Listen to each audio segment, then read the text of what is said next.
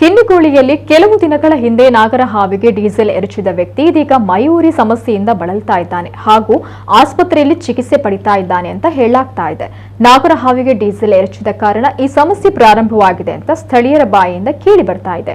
ಒಂದು ವಾರದ ಹಿಂದೆ ಕಿನ್ನಿಕೋಳಿಯ ಬಹುಮಹಡಿ ಕಟ್ಟಡದ ಸಮೀಪ ಕಂಡು ಬಂದಿದ್ದ ನಾಗರ ಹಾವಿಗೆ ಉತ್ತರ ಕರ್ನಾಟಕ ಮೂಲದ ಕಾರ್ಮಿಕನೋರ್ವ ಡೀಸೆಲ್ ಎರಚಿದ್ದು ಕೂಡಲೇ ಹಾವು ಮೈಯೂರಿಯಿಂದ ಒದ್ದಾಡತೊಡಗಿತ್ತು. ಕೂಡಲೇ ಸ್ಥಳೀಯರು ಉರುಗ ರಕ್ಷಕ ಯತೀಶ್ ಕಟೀಲು ಅವರಿಗೆ ವಿಷಯವನ್ನು ತಿಳಿಸಿದ್ದು ಅವರು ಹಾವಿಗೆ ಚಿಕಿತ್ಸೆ ನೀಡಿ ಸಹಜ ಸ್ಥಿತಿಗೆ ಮರಳುವಂತೆ ಮಾಡಿದ್ರು. ತುಳುನಾಡಿನಲ್ಲಿ ನಾಗದೇವರಿಗೆ ವಿಶೇಷ ಸ್ಥಾನಮಾನವಿದೆ. ನಾಗರ ಪಂಚಮಿ ತುಳುನಾಡಿನವರ ಪ್ರಥಮ ಹಬ್ಬ.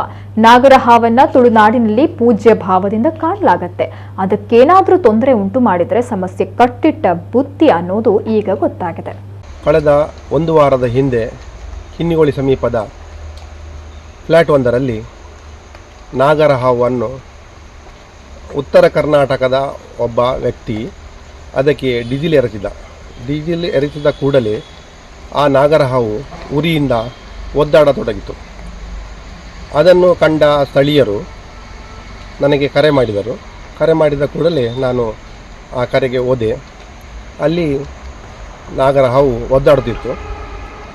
ಕೂಡಲೇ ಅದನ್ನು ಹಿಡಿದು ಅದಕ್ಕೆ ಬೇಕಾದ ಚಿಕಿತ್ಸೆಯನ್ನು ಮಾಡಿ ಮರುದಿನ ಅದನ್ನೇ ನಾಗರ ಒಳ್ಳೆಯ ಜಾಗಕ್ಕೆ ಕೊಂಡೋಗಿ ನಾನು ಬಿಟ್ಟೆ. ತದನಂತರ ಮಂಗಳವಾರ ಡೀಸೆಲ್ ಎರಚಿದ ದಿನ ಅದರ ಒಂದು ವಾರ ಬಿಟ್ಟು ಅದೇ ವ್ಯಕ್ತಿಗೆ ಡೀಸೆಲ್ ಎರಚಿದ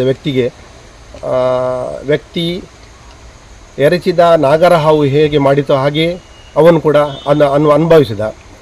ತದನಂತರ ಆ ವ್ಯಕ್ತಿಯನ್ನು ಅವರ ಸಂಬಂಧಿಕರು ಆಸ್ಪತ್ರೆಗೆ ದಾಖಲು ಮಾಡಿದ್ದಾರೆ. ಆ ಡೀಸೆಲ್ ಎರಚಿದ ವ್ಯಕ್ತಿ ಅಂದರೆ ನಾಗರ ಹಾವು ಹೇಗೆ ಒದ್ದಾಡತೊಡಗಿತ್ತೋ ಹಾಗೆ ಅವನು ಕೂಡ ಒದ್ದಾಡತೊಡಗಿದ್ದಾನೆ.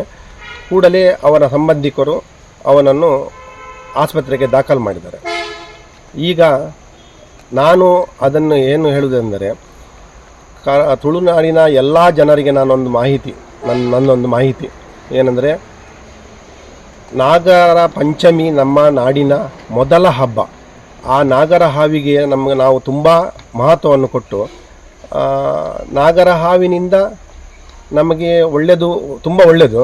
ಹಾಗೆ ಆ ನಾಗರ ಹಾವಿಗೆ ಯಾರಾದರೂ ಏನಾದರೂ ತೊಂದರೆ ಕೊಡದಂತೆ ತುಳುನಾಡಿನ ಜನರೆಲ್ಲ ಇಲ್ಲಿ ನಾನೊಂದು ಆಕ್ಷೇಪ ಏನೆಂದರೆ ನೀವು ಅದನ್ನು ರಕ್ಷಿಸಬೇಕು ಅಂತ ನನ್ನ ಕಳಕಳಿಯ ವಿನಂತಿ.